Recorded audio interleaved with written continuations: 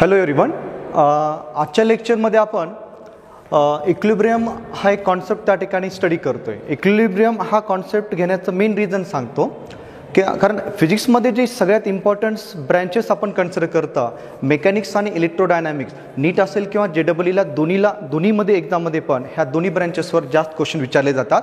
त्याच्यामधला एक interesting concept आपण डिस्कस करू, तो आहे इक्विलिब्रियम. आता ॲक्च्युअलमध्ये मेकॅनिक्स पॉईंट ऑफ व्ह्यूनं जर बघायला गेलं बेटा तर इक्विलिब्रियमचे दोन टाईप्स आपण कन्सिडर करायचा. त्याच्यामध्ये लक्षात ठेवायचं स्टॅटिक इक्विलिब्रियम आणि डायनामिक इक्विलिब्रियम. आणि सगळ्यात महत्त्वाचा पॉईंट सगळ्यांनी लक्षात ठेवा, मराठीमध्ये आपण त्याला इक्विलिब्रियमला एक वर्ड वापरतो बेटा, समतोल करणं. That is nothing but balance करणं. अंडरस्टूड. तर या ठिकाणी लक्षात ठेवायचं की in mechanics you should consider two types of equilibrium, static equilibrium as well as dynamic equilibrium.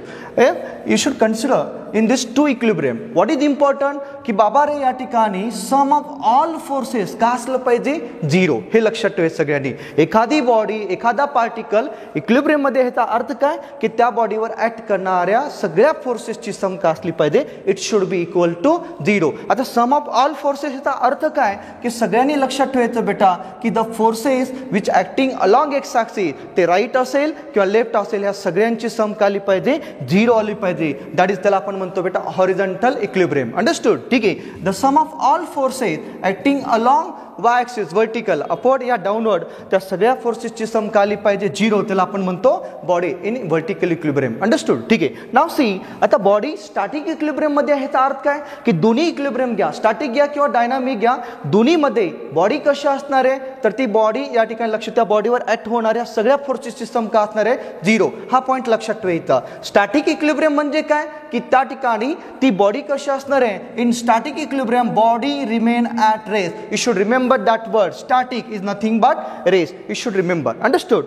Now come to the next one. It is a dynamic equilibrium. Dynamic equilibrium means what? In that equilibrium body move, but how it is moving?